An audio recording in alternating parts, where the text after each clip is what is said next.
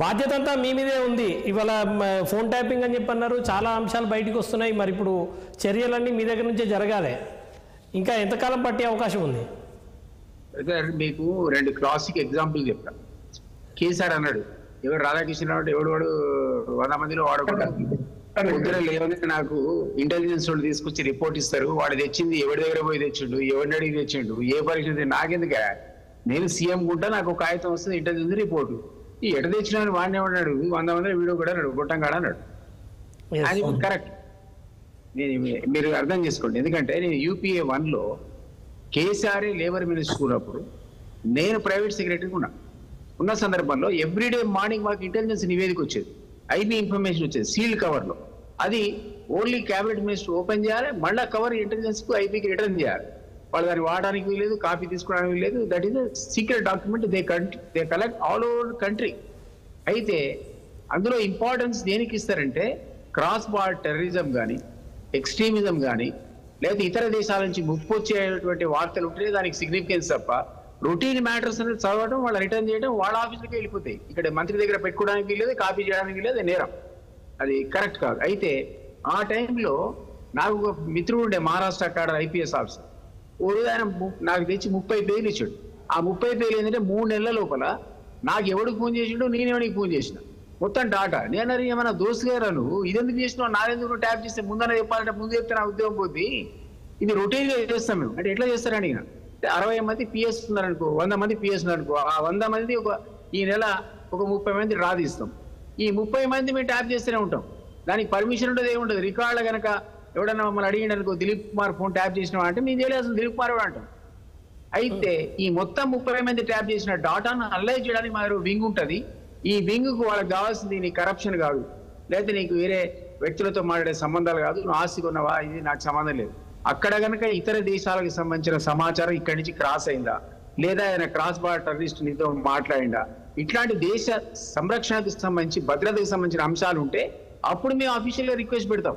ఈ దిలీప్ కుమార్ అనేటువంటి మీద అనుమానం ఉంది, మాకు పర్మిషన్ ఇస్తే ట్యాప్ చేస్తాను. ఆ రోజు నుంచి అఫీషియల్. దానికి ఎవరు ఇవ్వాలి? హోమ్ సెక్రటరీ పర్మిషన్ ఇవ్వాలి. సో కేసీఆర్ ఒక మాట అన్నాడు, అరే హోమ్ సెక్రటరీ లేడా అడుగుపో, ఎంతమందికి పర్మిషన్ ఇచ్చిండో అన్నాడు. ఎవరికి ఇయ్యాడు? ఎందుకంటే అట్లాంటి ఇన్క్రిమినేటింగ్ ఎవిడెన్స్ ఉంటే తప్ప హోమ్ సెక్రటరీ ఫైల్ మీద సంతకమే పెట్టాడు. తర్వాత అఫీషియల్ పర్మిషన్ ఎవరికైనా ఒకటికి ఇచ్చిండు అనుకున్నాం. అంటే అఫీషియల్ గా అయితే, అనఫీషియల్ గా రోజు చేసే పని అదే. అయితే అఫీషియల్ గా పర్మిషన్ ఇచ్చినాక ఏం జరుగుతుందంటే 3 నెలలకు కమిటీ కన్స్టిట్యూట్ అవుతుంది, 3 ఆఫీసర్లు, సీనియర్ IPS ఆఫీసర్. ఈ 3 నెలల నువ్వు పర్మిషన్ తీసుకున్నాక ఏ డాటా తీసుకున్నావు, ఈ డాటాలో నిజంగానే నువ్వు చెప్పిన దేశ భద్రతకు సంబంధించిన అంశాలు ఉన్నాయా, అది చూసి ఉంటే వాళ్ళు కంటిన్యూ చేస్తారు, లేకపోతే పర్మిషన్ రద్దు చేస్తారు, అంటే క్యాన్సిల్ చేస్తారు. ఏ ఫర్దర్ ఎక్స్టెన్షన్ ఉండదు. కాబట్టి సీఎం, ఆయన మాజీ సీఎం చెప్పింది కరెక్ట్. పొద్దుగాల నాకు రిపోర్ట్ కావాలి కానీ వీడు పర్మిషన్తో తెచ్చిండా, పర్మిషన్ లేకుండా తెచ్చిండా, నాకెందుకు పోయి వాడెవడో అనే మాట అన్నాడు ఆయన. సో ఇది UPA 1 సంగతి చెప్పిన నేను 2004 to 2007 ఉన్నాం మేము. అంటే అప్పటి నుంచి ఇప్పటిదాకా అన్ని గవర్నమెంట్ చేస్తే అన్నాడు ఆయన. కేసీఆర్ మాట్లాడాడు, ప్రతి గవర్నమెంట్ చేస్తుంది ఈ పని అన్నాడు. కానీ ఇక్కడ జరిగింది ఏంటంటే వ్యక్తిగత సంభాషణ. ఇంతమంది మిత్రుడు IPS ఆఫీసర్ అన్నట్టుగా నీకున్న పర్సనల్ అఫేర్స్, ఎవడికి డబ్బులు ఇచ్చినావు, ఎవరి దగ్గర డబ్బులు తెచ్చినావు, ఈ డాటా వాడుకున్నారు. ఆ డాటా మీ జోలికి పోకూడదు వాళ్ళు, అసలు దీని దగ్గర సంబంధమే లేదు. అట్లాంటివి చేసి ఏం చేసిండ్రు, అతలాకుతలం చేసి పడేశారు. అంటే ప్రజాస్వామ్య వ్యవస్థ మీద మన నమ్మకం పోయే పరిస్థితి తీసుకొచ్చింది. ఆఖరికి ఏమైంది, గెలిచినోడు గట్ట 100 కోట్ల డబ్బులు ట్రాన్స్పోర్ట్ చేసినట్టు తన లారీలలో, తన వ్యాన్లలో, ఓడిపోయిన దగ్గర సీజ్ చేసినట్టు వారి సంభాషణలు విని. ఇంకెక్కడ డెమోక్రసీ, గెలిచినట్టు కాదు, ఓడినోడు ఓడినట్టు కాదు. కానీ వ్యవస్థనే చిన్నాభిన్నం చేస్తుంది. ఆఖరికి సొంత మనుషుల మీద, ఫ్యామిలీ మెంబర్ల మీద కూడా నువ్వు ఫోన్ ట్యాపింగ్ వాడినాక ఇది ఎట్లా కరెక్ట్ అయితే? సో ఏ పర్పస్ కోసం అయితే నువ్వు అన్అఫీషియల్ గానే ఫోన్ ట్యాపింగ్ చేయొచ్చో దాని స్పిరిట్ అయిపోయింది. అచ్చా మారే అన్నట్టు. అసలు నీకు సాఫ్ట్వేర్ ఇజ్రాయల్కి వెళ్ళి డబ్బులు ఎవడిచ్చిండు పోయి, ఎట్లా పోయి కొనుక్కొచ్చినావు అంటే ఎవడో ప్రైవేట్ వాడు స్పాన్సర్ చేస్తే ప్రైవేట్ పెట్టుబడి పెట్టి తెచ్చినావు. ఇది ఓన్లీ స్టేట్ వైడ్ కాదు, ఇది కంట్రీ వైడ్ ఉంది. ఈ మొత్తం బృందం ఇజ్రాయెల్ పర్యటన పోయింది. ఇజ్రాయెల్ మనం విన్నాం కదా పెగాసిస్ సాఫ్ట్వేర్ అని. గవర్నమెంట్ అఫీషియల్ గా డినై చేసింది, పెగాసిస్ మాకు సంబంధం లేదని. పార్లమెంట్ సాక్షి చెప్పింది పెగాసిస్ మీకు కొనలేని BJP. కానీ పెగాసిస్ సాఫ్ట్వేర్ తెచ్చుకున్నా. నేను చెప్తున్నా, ఒక సీనియర్ ఆఫీసర్ కూర్చుంటే నా ఫోన్ కొట్టి నెంబర్ కొట్టి 1 మంత్, ఇప్పుడు ఈ మధ్యలో నేను కాంగ్రెస్ చేసినాక ఫోన్ కొట్టి 15 days లో నాకు ఎవడు ఫోన్ చేసిండో, నేను ఎవడికి ఫోన్ చేసినా లిస్ట్ ఇచ్చిండు ఆయన. అంటే software is there in every police officers, important police officers యొక్క ఫోన్లలో ఉంది. ఇప్పుడు అంటే వాడు తీసుకొచ్చి మొత్తం పనిచేసిన డిపార్ట్మెంట్ అంతా. నువ్వు సేఫ్ లేవు, నేను సేఫ్ లేను. ఫోన్లు మానేసి మనం పాతకాలం ఉంది కదా నల్ల డబ్బా, అది కొనుక్కోవాలి. అట్లా సాఫ్ట్వేర్ తీస్తే ఇక మనకి ఏం పర్సనల్ లైఫ్ ఉంది, ఎట్లా పొలిటికల్ లైఫ్ ఉంది, ఇది చాలా దారుణం ఇది. అయితే ఈ రోజు నువ్వు యాక్షన్ తీసుకోవాలంటే ఏం చేయాలి? సిబిఐకి ఇచ్చినావు అనుకో, అంటే నేను బీజేపీని బదనాం చేయడం కాదు, కానీ సిబిఐలో ఆల్రెడీ ఆన్ గోయింగ్ ఇన్వెస్టిగేషన్స్ అవసరమైతేనేమో కొనసాగుతాయి. లేదు ఆయన పోయి మోడీ అంటారు కదా అని వాషింగ్ పౌడర్ మోడీ లాగా అదే ఎంక్వైరీ చేసుకోకపోతే అది ఆగిపోతుంది.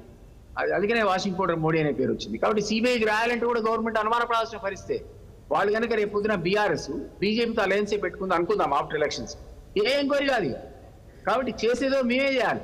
మేం చేస్తే ఈ కన్ఫెషనల్ స్టేట్ మీద డిపెండ్ అయ్యి ఫర్దర్ ఇన్వెస్టిగేషన్ చేసి ఇంకా ఇట్లాంటి ఇంక్రిమినేటింగ్ ఎవిడెన్సెస్ దొరికితే యాక్షన్ తీసుకోవడానికి స్టేట్ దగ్గర ఉన్నట్టు పవర్ మోర్ దాన్ ఎనఫ్.